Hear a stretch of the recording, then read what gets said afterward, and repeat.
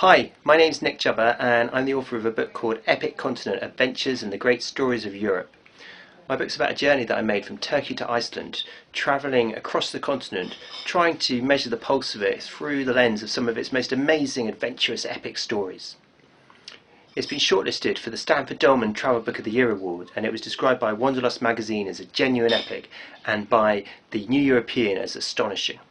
So now I'm going to read a short passage from early on in the book. Some years earlier, I had travelled around the Shahnameh, or Book of Kings, the medieval Persian epic. I'd met farmers who recited its episodes during the harvest, and war veterans who followed its narrative in the trenches of the Iran-Iraq War. Ancient storytelling for them wasn't some precious artefact stored in ivory towers, but a pulsating part of daily life. Until recently I had assumed Europe was different, its history sterilised behind the orderly casings of its museums. But the last few years had eroded that certainty. Now I wondered if a journey among the epics, the oldest, shaggiest, most dogged tales out there, could help me to understand what being European is all about.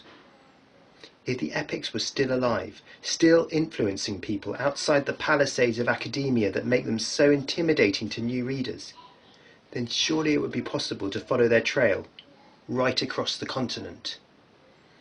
The great European epics were all composed during or based on moments of seismic change.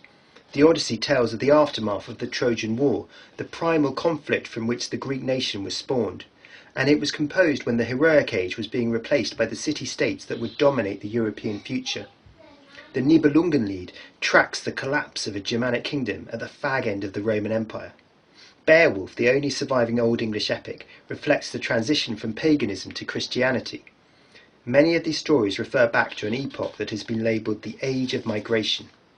Tribes surged out of the steppes of Central Asia and the archipelagos of Scandinavia, crossing the rivers of Central Europe and filling the plains and peninsulas with which they have been associated ever since. The Franks and Danes, the German tribes, the Anglo-Saxons. Amongst many other things, these stories are Europe's foundation myths. As a literary reference, Europa first appears in Homer's Iliad. Zeus's captive, winged to Crete so the god could ravish her, displaced like so many of the tribes that would dominate its story. Nothing unusual there. Dispersal is the starter signal on which early history ran its races. The name was used by Greeks to distinguish their territories west of the Aegean, later adopted by the Romans for their Western Empire, used by encyclopedists and cartographers into the Dark Ages, and deployed by Charlemagne's propagandists as a catch-all for his imperium. But it wasn't until the rise of humanism in the 15th century that it became common practice for people to call themselves European as a way of distinguishing themselves from Christendom. None of us knows what Europe will mean in the future, but what we can do is look at the stories from which its constituent parts were fashioned. The tales told over fireplaces, chanted across the halls of kings, the stories that inspired armies to march, thrilled the imaginations of their rulers and offered motivational imagery for revolutionaries. Many of us still are easily bewitched by tales of heroes slaying the dragon, battling together against the odds. Jaws, Apocalypse Now, Game of Thrones, or to take the epics with which these modern classics share uncanny parallels, Beowulf, the Odyssey, the Nibelungenlied. As the kindly swineherd Eumaeus puts it in the Odyssey, you can stare at a bard and wonder, trained by the gods to sing and hold men spellbound. How you can long to sit there listening all your life when the man begins to sing. How to make a selection with so many epics to choose from? I was drawn especially to those with an oral background, stories I might be able to hear in some form of public recital. The word epic derives from the Greek verb epein, to say. In order to be truly epic, a story must be sayable. Words spoken aloud have power. To the ancient Greeks it was kalethmos, or enchantment. Because these stories were spoken aloud, long before the age of printing, they were able to sink deep roots, entangling themselves around the core of European culture. The European epic tradition starts with Homer, and so would I, specifically the Odyssey, that beloved tale of a cunning hero's long journey home from a war. From there the ground would become less familiar. Travelling north into the Balkans, I would explore the Kosovo cycle, the story of Christian knights fighting against the Ottoman Empire. Crossing the Adriatic, I would move around Western Europe with a Song of Roland about the deeds of Charlemagne's paladins in the bosky passes of the Pyrenees. Central Europe would be represented by the Nibelungenlied, which tells of dragon-slaying Siegfried and the terrible revenge that follows his murder.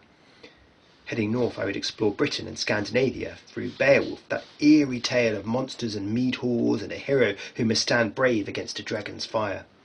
And finally, I would approach the furthest flung of European nations through Njord's saga and its verse companion Gunnarsrúmur, the story of two Icelandic friends and the feuds that ripped their lives apart. Europe's epic heritage is too rich to squeeze into a single book, and this one cannot cover every region nor every great epic tale. There were many I was sad to miss, but if I could trail these 6 stories across the continent, I hoped I would be able to answer a cluster of nagging questions. What did these stories do to create Europe? Are they still worth reading? And can they help us to understand Europe today?